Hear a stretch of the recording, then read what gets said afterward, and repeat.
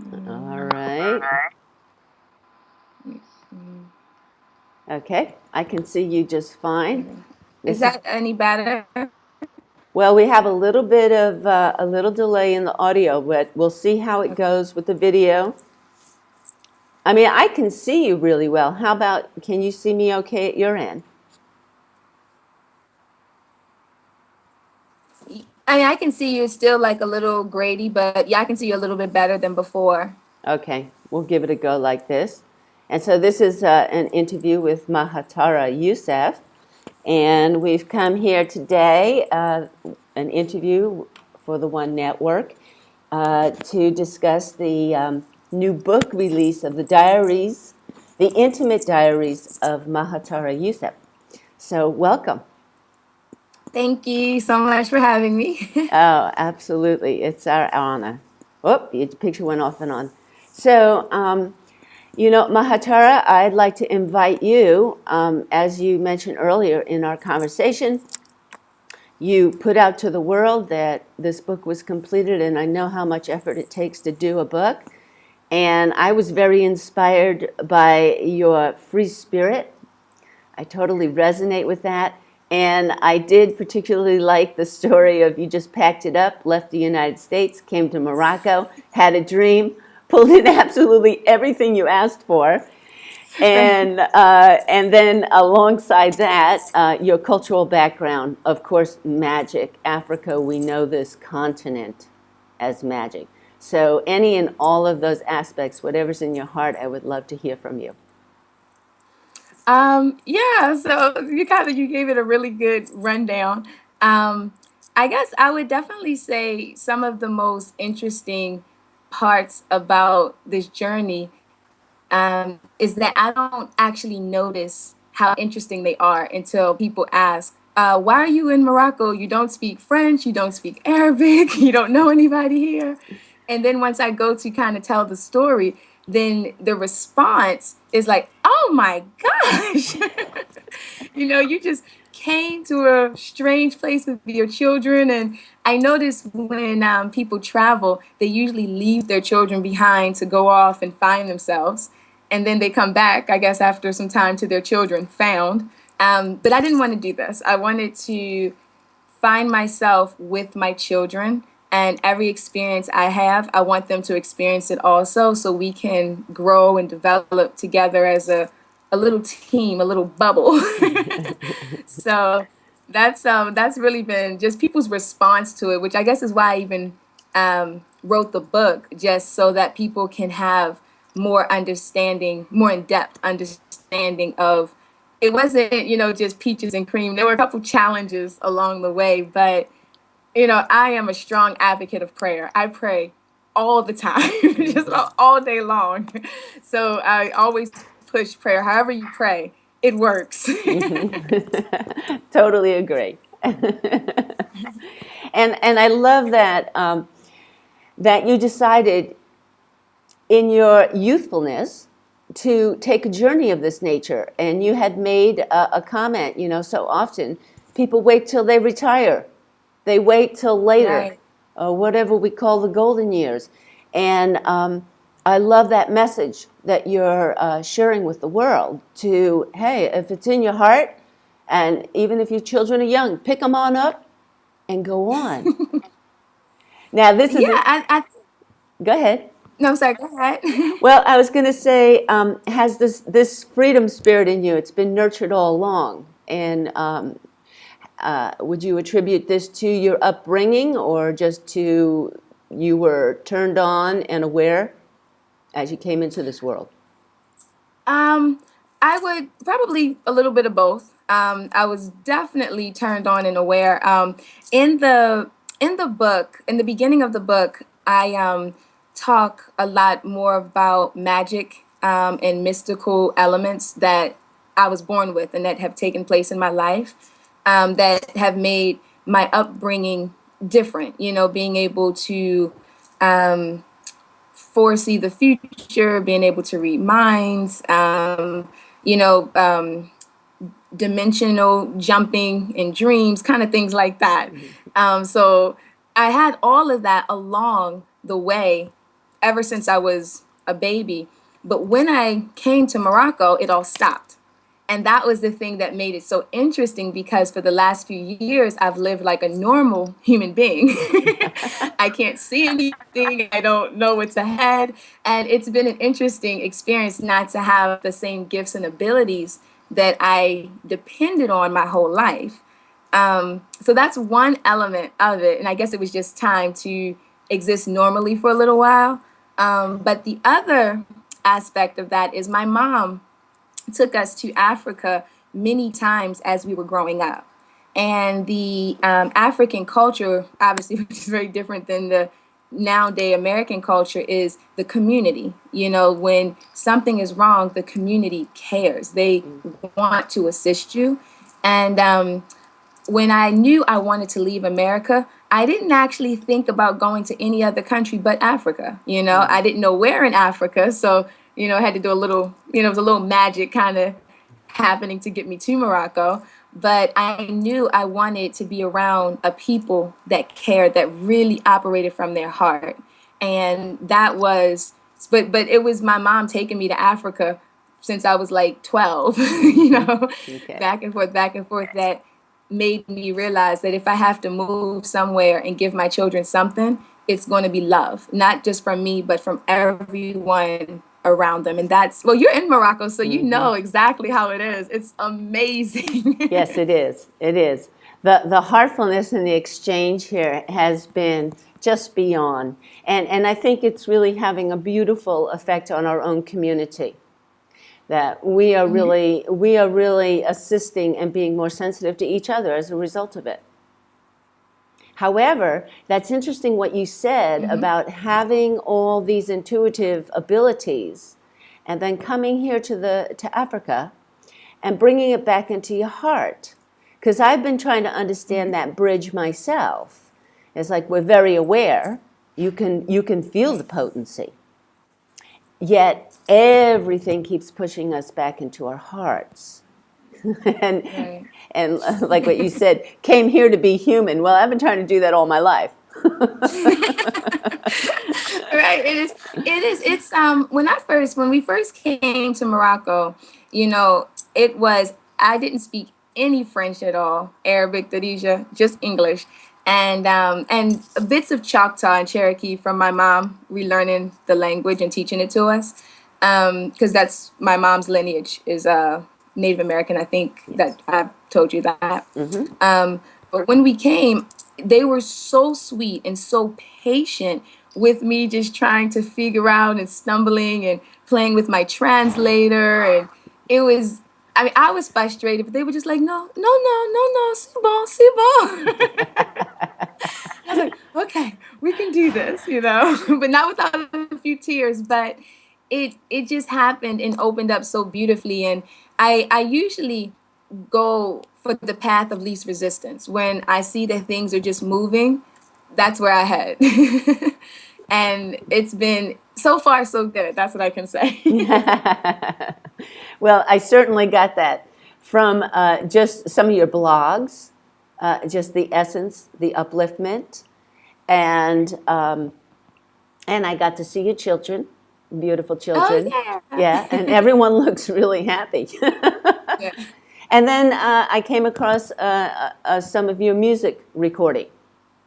So Yeah. yeah. Well, my family is full of artists. My sister is Maimuna Youssef, and I would probably say, because we grew up in the same house, a lot of her music talks exactly about what I'm feeling, precisely because our upbringing is the same, our experiences have been the same, our frustrations are the same, you know. So on the website, Gypsy, I think is the song that comes up. See, woman, angelic disguise. I have holy water running between my thighs. It's like it is. I mean, but because my sister wrote it, then it's like yes. And having the name Urban Mystic Gypsy, I thought it was a nice song to introduce the website. Well, I also noticed the chapter that you introduced of your book, right? What was the title? Orgasm. And what was the title of that chapter? Chapter 5, I think it Oh, was. 5 orgasm minimum is the name of the game. Yeah, there we go. And I thought, okay, this girl is Yes. right out on the front line. I like this. And I love what you had to say about that. You know, your sensitivity. And what I read from that is your deeper spiritual self, seeking that very deep Right. intimacy and communion. And I think, you know, if you'd like to speak about that a little bit, I think that's something, that's a truth that we do need to share more openly with each other. Yeah, definitely. I would begin by saying for anyone who hasn't had a chance to connect or pick up the book, um, what I really wanted to do in this book is to give you really dynamic pieces of who I am within the 270 pages of the book. And there's so many elements to human beings and to me particularly. And so there's parts in there where I talk about my magical experiences, um, living in different dimensions, almost kind of simultaneously. There's parts I talk about the challenges in parenting, you know, without putting chemicals into your baby.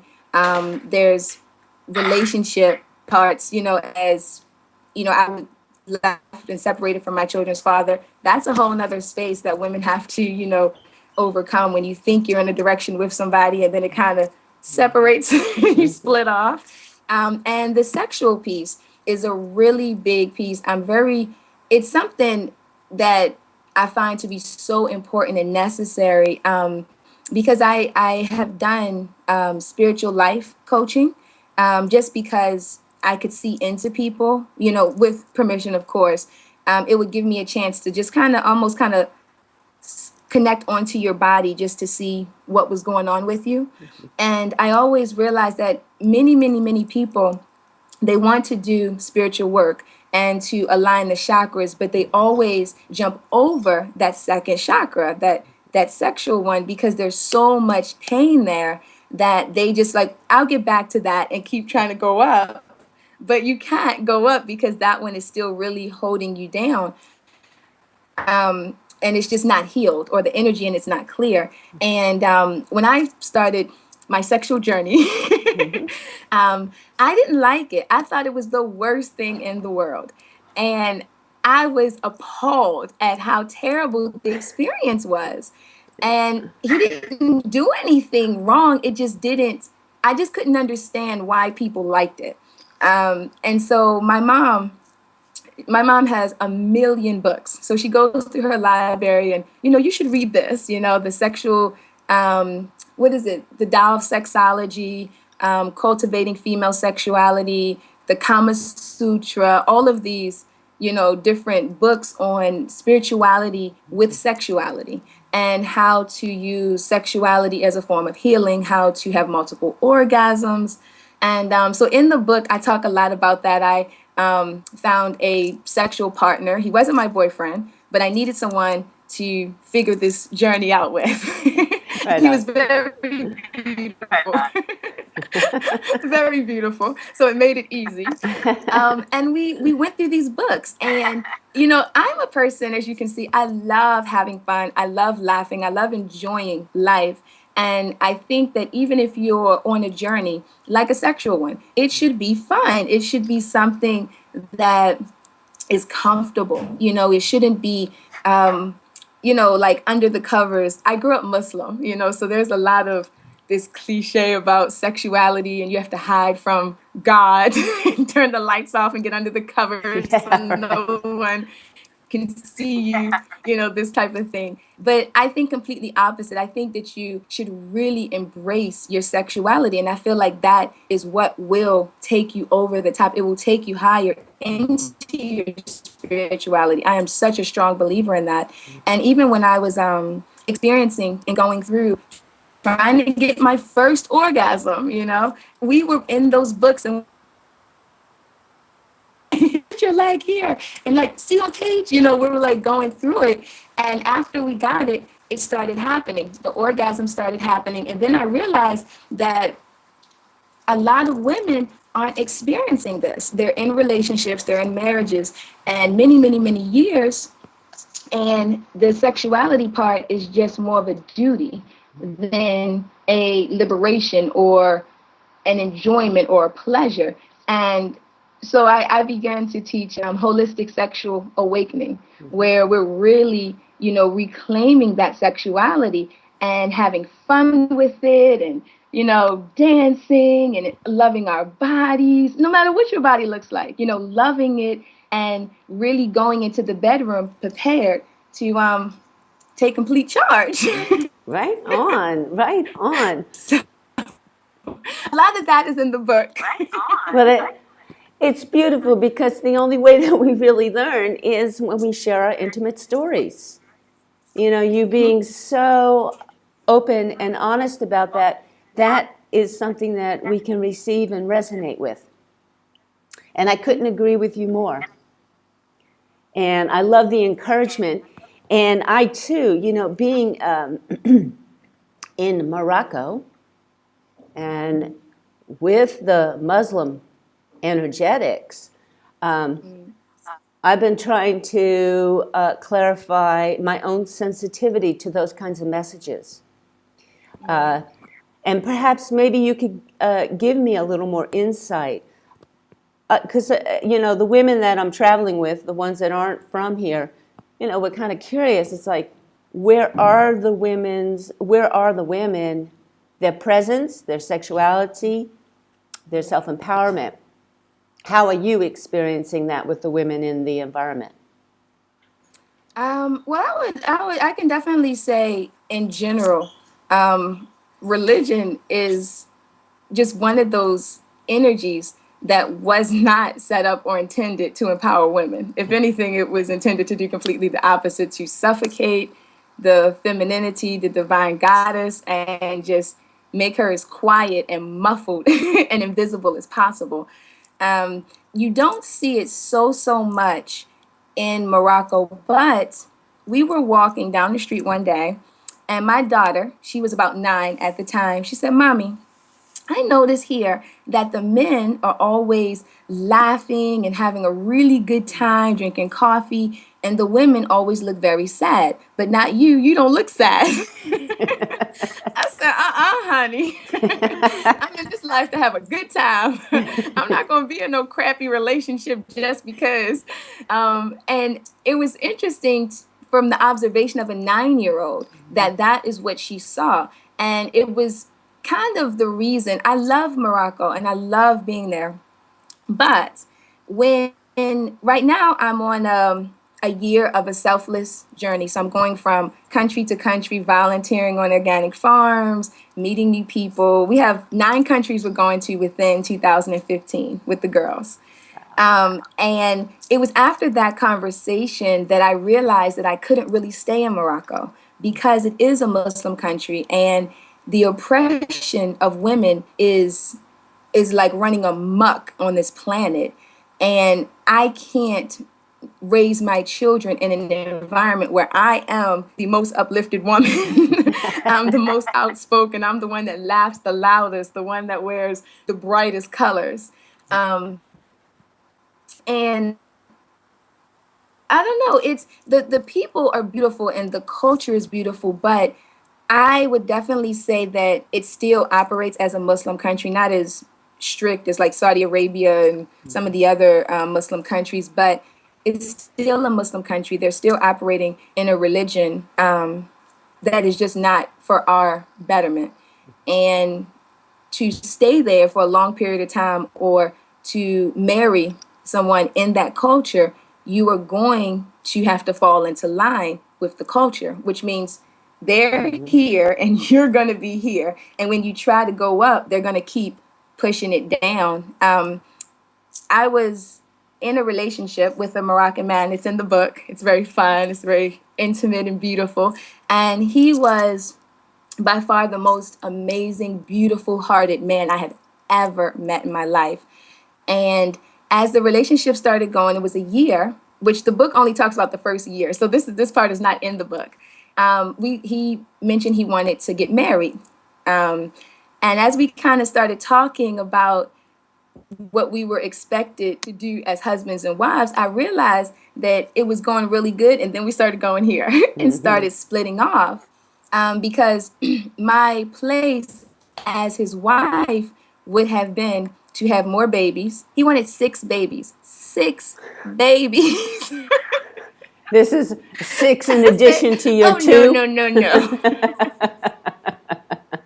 I said, wait, is that 4 more on top of my 2? Yeah. I said, maybe you will get 1, but 4 more, 6? No. Cooking, cleaning, being in the house, being aware, being present for him is, even though he was a very beautiful person, he was not going to be the one man in that country that had a wife that spoke her mind, promoted orgasm, sexual healing, traveled around the world, wearing bright colors. He wasn't going to be that person. It was okay as his girlfriend, but as his wife, I would have needed to fall in line, which means I would have been here and he would have been there. And it broke my heart to pieces. And I just told him, I said, I'm sorry, that's not a future that I foresee for myself. I am who I am. I love it. I've worked hard to get to where I am, and I want to keep growing. And if we marry, I'm done. I'm going to be stuck right there with all those babies. Well, as you're sharing this, what's going through my mind is, did you write the book? Was it, incited from your experience, the Muslim experience, or had you written the book before you came out to Africa and had your boyfriend? No, I was in Morocco for 1 full year first, and then I started writing the book in the second year. Okay. So the book is based on the first year. And I grew up Muslim in America, and I can definitely say if you love your religion, if you are Muslim in America and you love being Muslim, Morocco is the place to be because Islam there is softer, it's gentle, it's easy. No one, in America, they're very strict on you have to cover up and, make this image to be closer to God, to Allah. When in Morocco, that's not the case. You don't have to cover your hair to be Muslim. You don't have to wear an overgarment to be Muslim. And even the women who wear the overgarments, their overgarments are tight with splits. Yeah. And they're still Muslim. And I grew up Muslim, so my last name, Youssef, in America, is a threat, And I always get those random bus checks, those random search. You've been randomly selected by our computer, for an extra pat down to be held. And in Morocco, it's not like that. When they look at my passport and they see this long Muslim African name, they're like, oh, Salam, welcome home. Do you need help? And I feel like as a Muslim in America, that feels amazing. That element to go to a country where your name is actually helpful for you than to your demise. I told my mom, I said, why couldn't I have a last name like Thompson or Wilson or Johnson? I don't want to be in America with a Muslim name. And my mom's like, it will get better, sweetie. But now I'm happy, that I didn't change my name. Good. So in that element of being Muslim, Morocco is a great country to feel. You don't have to worry about pork being in anything. You don't have to, even all the candy, none of it has pork. All the meat is halal. So it's very easy to be Muslim there. I can say that. To be a woman, no. A liberated woman, no, it's not going to be easy there. But you just have to really find out what works best. What is it that you desire? And, go from there, really. That's beautiful. Such helpful information, too. In regards to your book, What are you hoping, like when you think about your viewers, who do you think your book is reaching out to, and who do you want to reach out to?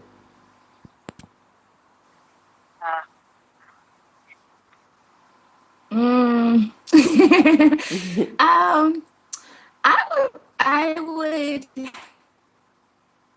maybe perhaps I would say the people who have gotten the book and have commented um, have kind of been, I guess, in an age range in their 20s to 40s. Um, I don't know if an older generation, like my mom's generation, would understand the book or the language it's written in, because um, I wrote the book. I self-published the book because I wanted you to feel very close to the book. I wanted you to feel close to me, to the experience. And I wrote the book as I talk. So when you're reading it, it would be as if you picked up someone's journal. It's like that. It's written in that format. It's just a book, you know. Um, and I would probably I hope that it would connect with mothers, with younger women who who have children, because being able to set the next generation on the right track, I feel, would make the biggest difference in our evolution, you know, as spiritual beings. And if we, as moms in our 20s and 30s, bringing these little babies up, if we don't take stand and responsibility and take charge of their mind and what they're seeing, what they're thinking, what they're eating, what they're experiencing, then the media will. And we're pretty much a done society at that point. Yeah. So I definitely hope the book, it would be very easy to connect with the book if you're a single mom, because when you're a single mom and the relationship that you intended to work, that you knew you were going to have a partner with, doesn't work for you, it shifts something in your body. It breaks your heart, you know. And then you just have to pick up whatever pieces you can find from your broken heart, tuck them in a little, and tuck them in your pocket, and just push. You know, you are the mother, you're the father, you are the playmate, you're everything to that child, and it's overwhelming, you know. And if you're not having fun as the mother, the child sees it. They see you crying, they see you frustrated, they see you annoyed and agitated, which is just, you know, they feel like a burden, and then they become, you know, annoyed, agitated adults. Don't we have enough of those? And we wonder where they come from. You know? Right. And I don't have a lot of money. I'm not a millionaire, you know. And people always say, how did you travel? How are you traveling right now without any money? Honestly, I don't know. I don't know how to give you an answer for that.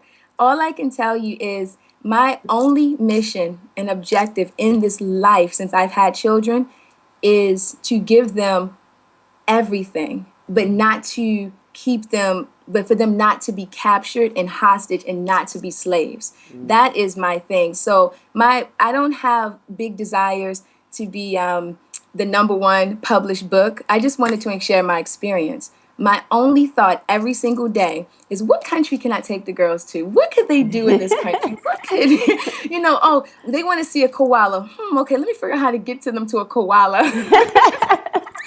And I teach dance. I teach yoga. I was teaching English in Esoeda. I do hair. I have a lot of different skills. I make jewelry. And so if there's any skill as an artist that I have that I can use to make money, to buy my next ticket to my next location, I will use it. And that's what I would have to really offer. It's, you just, sometimes you have to just go for it, you know, and take God with you. Because I don't know how I would get by without praying. Yeah. So I don't know, for people who don't pray or don't believe, I don't know what their experiences are like. But I am a strong believer. I pray constantly. I'm always giving thanks for every single thing. Beautiful. Beautiful. And now, you know, we're in France. And after France, we're intending to go to Portugal, and then to London, to Ireland, to Scotland, to Italy, to Greece. And we're going to finish the year probably between India and Japan.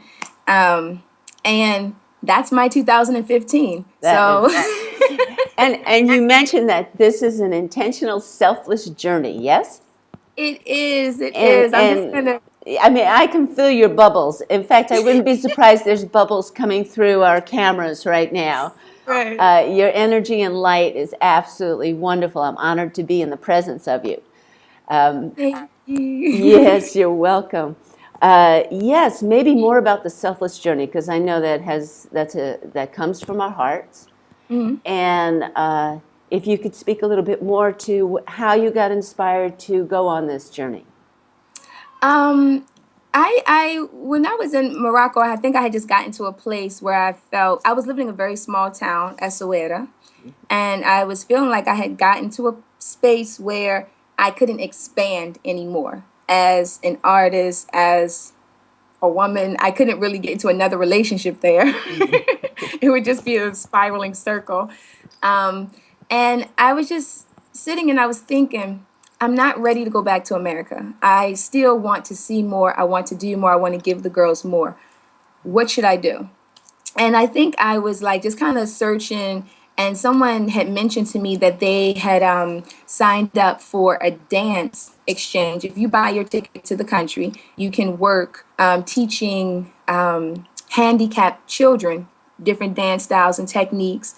And I was like, wow, but it was in Cambodia. And I was like, wow, this is kind of interesting. And so I started just kind of looking around. And I think CNN Travel has something where you can travel the world in service, you know? And when I went to look at some of their websites, it's all over the world. There are people that open their homes up to helpers. You know, you help on building earth ships, you help with organic farming, you help take care of children. You are just there and you can stay, you know, and it's an exchange, housing, food for help.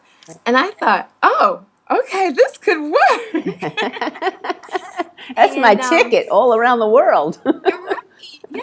And, you know, Ryanair is amazing to travel through Europe because you can get tickets for like 15, 20 euro if you catch it at the right time. Yeah. And I looked at one space. This is where magic comes in, and I love it so much. I looked at one blog, one little insert, and the woman was just kind of talking. And when I first read her space, I thought, I like this lady. I would like to meet her. And she was the reason I signed up for the company. It was about $30. And I signed up for the company and I emailed her particularly and said, hey, I'll be in France. I have two children, you know, da da da da da. And that's actually where I am right now. And we connected and we sent messages back and forth, and I sent to other people also, but they were like, no, you know, we don't have space for children, we don't know if it'll work. And I was like, okay, thank you so much. But it was this one particular lady I actually just had the energy to connect with, and I'm sitting in her house now doing this interview, and she's my first selfless service blessing. Let me say that. My first selfless service blessing. And I want to give this to my children. I want them to see that you can live an exchange. You know, you have something, I have something. It doesn't need to be complicated. We can operate from our heart. We can exchange love, compassion, generosity, nurturing. And that's what people need. That's what people want. And so I just kind of looked around at other places on the map that I've always dreamt of going. And I was going to try to go like once a year on my birthday. And then I thought, no, no, no, I'm not waiting. I'm going to push this thing. So every couple of months, I'll stay for about 6 weeks with each family from another country, and just offer what I can, you know, the service that I can offer them in exchange for a roof and internet. I'm very inspired. And as you're talking, I'm thinking, my gosh, you could write a whole travel book, you know? Well, Yeah, we're actually going to start a children's series. And that's what I wanted to do because I think grown-ups, I don't want to say that we're hopeless. We're not. But the children is where it's going to really make a change in our reality, in our planet. And my daughters, Nana Maya, asked me, how come you're working on your book so much? When do we get to work on a book? And I said, you guys want to write a book? They said, yeah, we're traveling. We want people to know what we're doing. So Yes. we're in the process of starting a series called The Adventures of Nonmitia. And every country we go to, we'll have a book for that country. And so we have 3 books already we're working on. Let's go to Morocco. Let's go to Spain. Let's go to France. And so and I think it'll be really beautiful because it'll be written by children. I'll be typing, but I'll just type what they say. As long as you can understand it. But it's really a good idea because it opens the children up to the world, like, oh, and they're not fictional characters, they're real children, Yes. Yes. and they're people that you can connect with and say, oh, Nana Maia, Nana Maia. And especially for American children, I think it's really a big deal to see this book because many books, when we were growing up, my mom, she was very much into self-autonomy, honoring and seeing yourself everywhere. So all of our books had to do with African Native culture and history. But a lot of the African books that talk about African Americans, or they weren't happy books. They weren't fun books. They were all very sad colonization books. Yeah. And I didn't really like that as a child. I was wondering, how come, Walt Disney has all the great stories? We can't watch Walt Disney, and we have the cotton field stories. I don't want this. Yeah. And so giving American children, especially brown American children, something to look at, geography in its best through the eyes of other children. The thing that makes, when we go, rabbits make my children happy, horses, riding a Yeah. camel makes my children happy. Right. So being able to give that to other children, I really feel it will inspire many people to travel, and just to, even once a year, tax season comes around every year. Take that tax money and buy a ticket. So, so we are definitely working on a nice chunk of books right now. Oh, this is so beautiful. Yeah. Okay, so for those of us who are listening, how do we keep up with you, Mahatara? How do we follow all this beautiful communication you're offering to the world? Well, I'm not big on technology, so I don't have Twitter or Instagram. Unfortunately, I'm sorry. I'm trying to just stay in the dark ages as much as possible. Facebook is a really good way to stay connected. The book, The Intimate Diaries. Actually, I just had a copy mailed. Here's my book. Oh, wow, oh, congratulations. That's beautiful.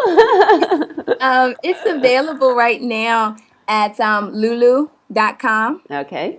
I think in a few weeks it will be. I sent it into a distribution company, so I think in a few weeks possibly it would be available on Amazon and Kindle and things like that. But for right now, it's available at Lulu. And also, the thing that's great is if people purchase the book, it will add money to our travels because I would get a percentage of the book sales. So Okay. that would be super wonderful. Okay, that sounds good. Grateful and appreciative. But between Lulu, Facebook, and Mahatara I was also planning to do some spiritual yoga retreats in Morocco, which I thought would be really a good idea because if you read the book and you're feeling, I want to make a shift, I want to make a change, but you have that little feeling, I'm a little nervous, I don't know where to start, I don't know what to do. The retreat is a way to come. It's very small and intimate, so only about 10, 12 people. But it's a way to come. I'll be with you the whole time. We'll be talking about the book talking about healing, how to really shift energy blockages and move through that so you're getting the best experience of this life, you know. We'll do full moon ceremonies, we'll do yoga, mantras, meditations. So it's a full jam-packed retreat. It's 11 days. And it's on all the information's on the website. Yes, I did see For the that. price. Yeah, for the price and what's included in the package. And you can bring your children because again, I am a strong advocate of take your babies with you. I know. Don't leave them and go and find yourself with them. And it makes such a big difference to the child and to the development of the parent to take your babies with you. And I know it seems like, well, how can I breathe, you know, if they're just around me all the time? Trust me, I've seen so many parents leave their children with the fathers or the grandparents and go to India, go to yoga retreats, and they're doing this amazing elevational work. And when they come back, when they left, the gap of separation was maybe like this between them and their children. When they return, it's there. And the children resent being left behind while you go off and find yourself, you know? Yeah. And so the retreat that I put together, there is a children's package there. So your babies can come. They'll be doing their own children adventure in Morocco. And you will have your healing massage. Oh, we have a large pampering package too. Massage and henna and all, you know. So that's also available if anyone's interested. It's on the website as well. Well, as I'm listening to you too, and I see you moving, right? And Oh I, yeah, 'cause I'm sitting on this little cushion thing. yeah, right. I'm not No, even in a chair. well, what I'm sensing is that perhaps there's some kind of yoga movement, something that expresses the energetics of your heart in this moment. So often we sit and we talk, you know, we become talking heads. I'm also a dancer and a mover, and so I'm feeling. Is there a way to take that sacred energy that I can feel all around you and put it into a yoga movement for us? You want me to do a yoga movement? Yeah, that's exactly what I'm asking. I have on jeans, but I could probably. I'm trying to think. Well, I would probably say more so than I'm sitting cross-legged right now. You can't see the position, but I'm sitting just cross-legged and just up straight, so the energy is definitely flowing. No cramped chest. Right? And placing the first two, your first finger, your middle finger to your thumb. And in the Mudra books, this is a very powerful mudra for drawing in manifestations, for drawing in intentions. And I do the yoga positions to help my body strengthen and to get the energy circulating, but I will spend a good 15 minutes in meditation, just taking really good deep breaths with my fingers in this mudra position and just sending light energy out from my body, from my heart, seeing it circulate back around in, you know, out and in, out and in, really good, slow, deep breaths. And after a while, it begins to tickle.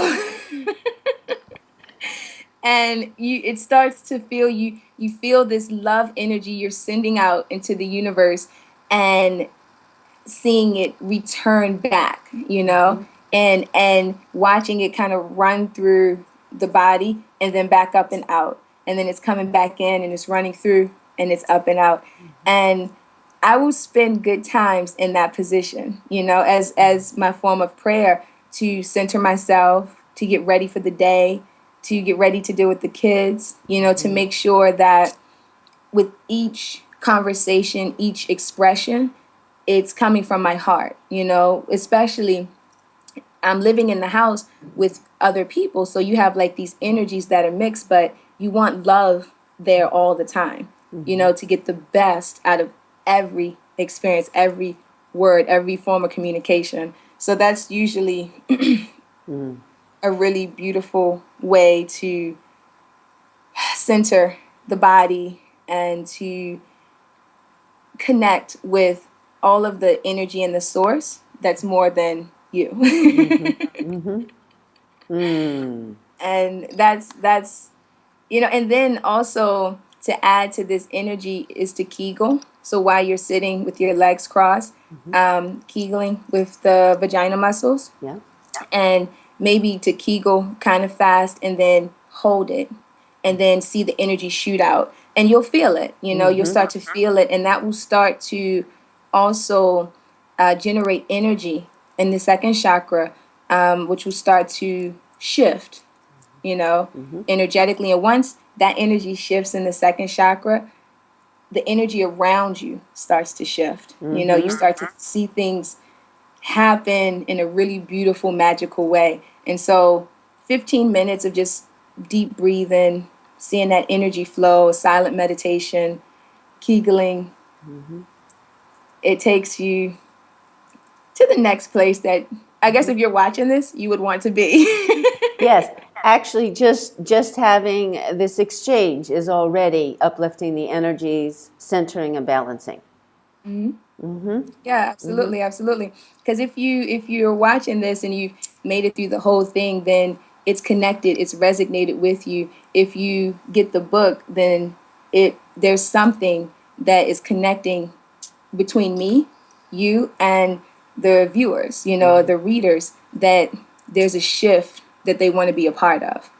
Um, Yes. Yes. Totally. Totally. I feel yeah. that. So as you have, I'm so grateful for that sharing. As you've expressed so many heartful feelings towards the children, if there were young children watching you right now, what would you like to say to them? Have fun. Ever stop having fun. It's something that as adults we don't do enough. We don't care about enough. I would definitely say stay away from drugs. They don't work. They make things worse. All forms of drugs, Right. everything. But have fun. I don't do anything if I'm not having fun. I won't move unless I'm having fun. Yeah, I hear you. And to keep that innocence, to laugh and to be free and keep that light, where you just view the world as just I don't know, like my children see the world in a different way. Like you're just beings, they don't know color separation, they don't know hair separation, they don't know culture separation. They just know beings. And that is so precious and so dear at this time in our planetary shift, to not see that, to be blank from that, and just to operate with one another on an even human connected level. So I guess the only thing I can really say is just be happy. If there were any children, be happy, and love yourself so hard. You are so perfect and so amazing and so beautiful, just precisely the way you are. No shifts, no changes, nothing needs, just you. And that makes a big difference for as you grow, the type of grown up you'll be. And being happy is really is a big thing for children and for grown ups. Yes. We Yes. we get stuck in these lives where we just get used to being miserable. Miserable is the new happy, right? Yeah. Your message is so for the child within all of us. It It is, and totally is. I was gonna say I don't know if children can watch this because I was talking about other sexual things, but Right.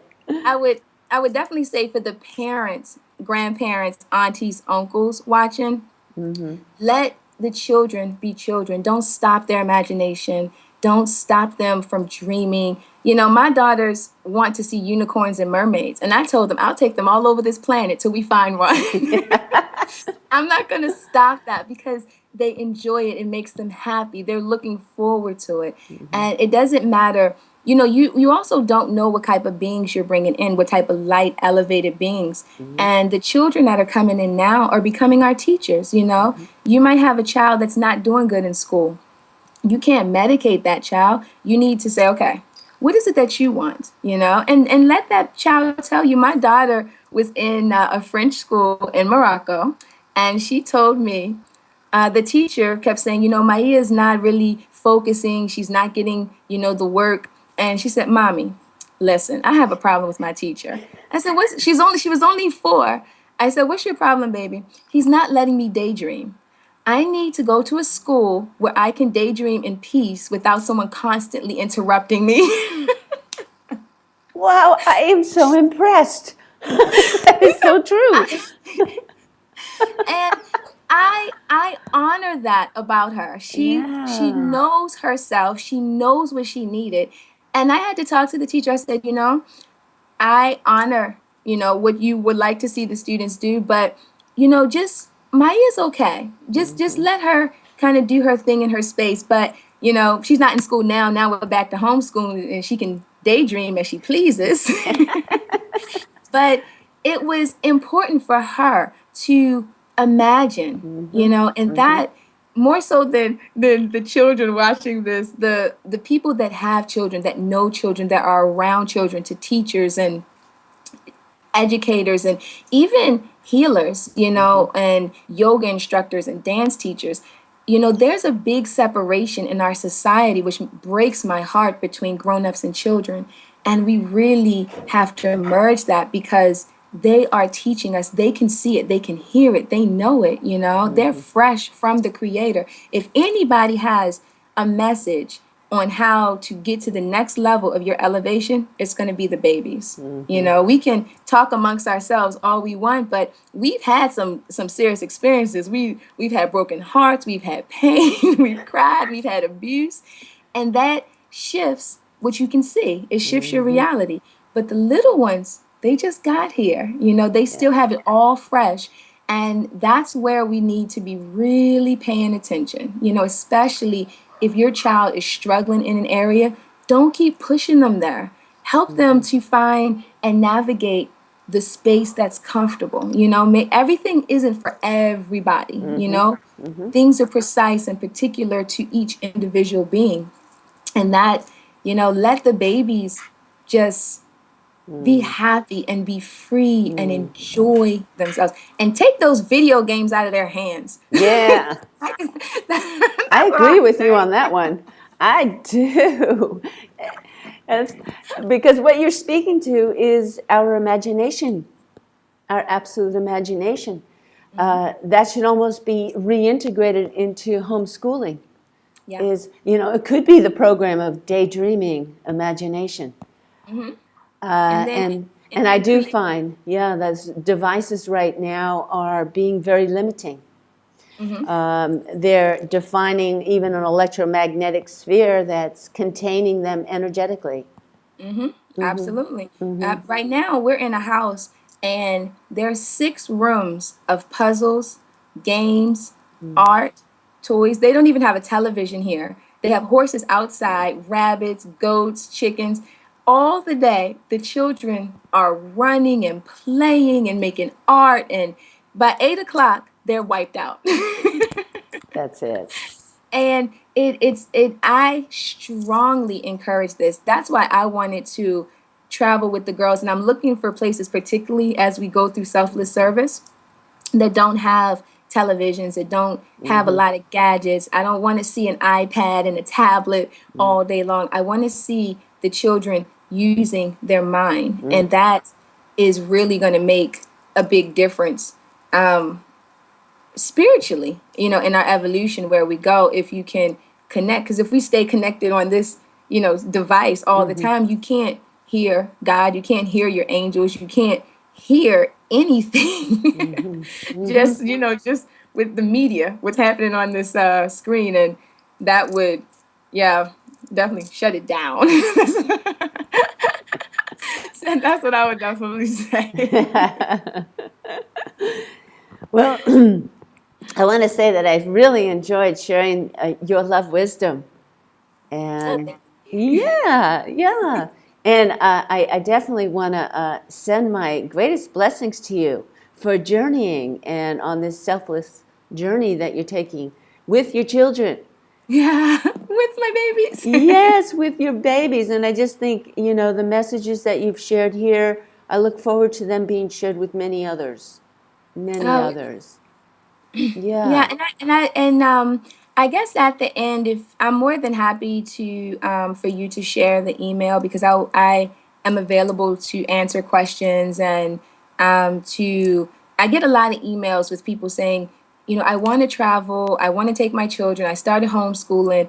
What advice can you give me? Mm-hmm. And Mm-hmm. I don't mind writing and connecting. Like, I've been to these countries. I know these people. This might be a little challenging. This will be super easy. Mm-hmm. So you're more than welcome to share the email, the website, if anyone wants to connect and communicate with me one-on-one or personally. That's Oh, fine as well. that's a beautiful invitation, especially right now. I'm surrounded by many travelers, and that's my particular interest. It's like, okay, now, how'd you get that ticket for 15 euros? And what was a good date to sign up for that?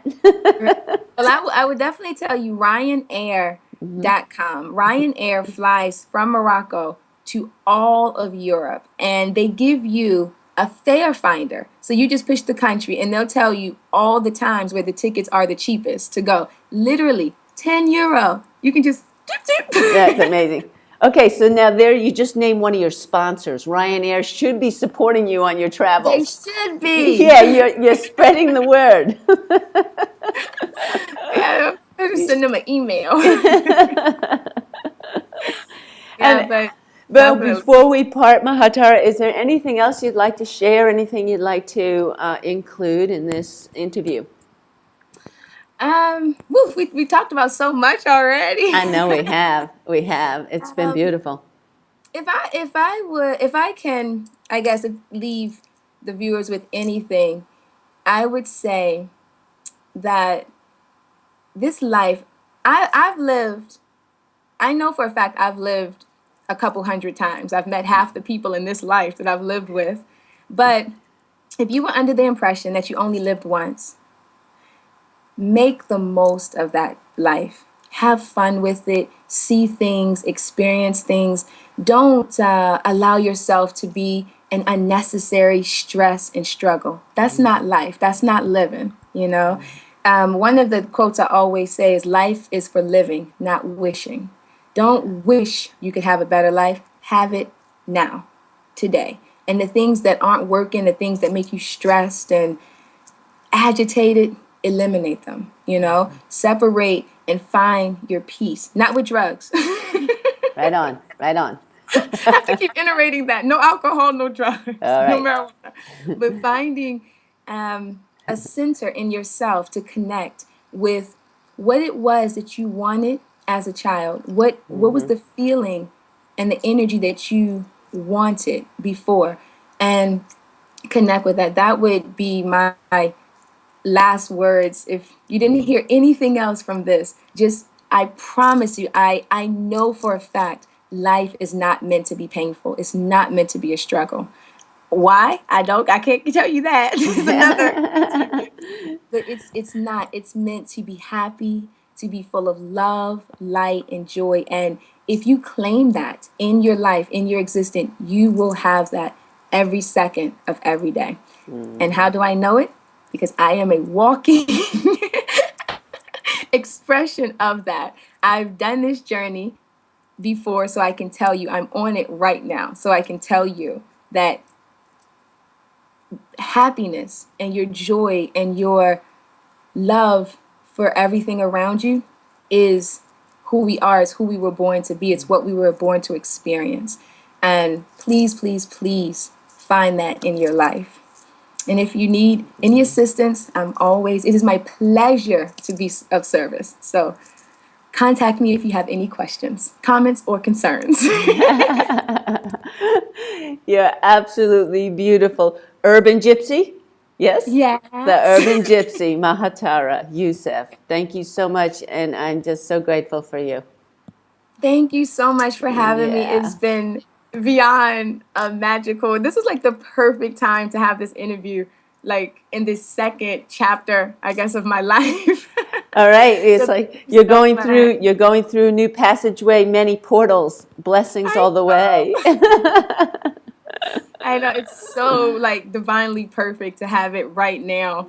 And I'm just so grateful and so thankful for you connecting with me Absolutely. and reaching out because I had been recommended by one uh, quite a few times by different women who have traveled. They were like, you have to connect with these women. You have to connect with this station. You have to get in contact. And I was like, okay.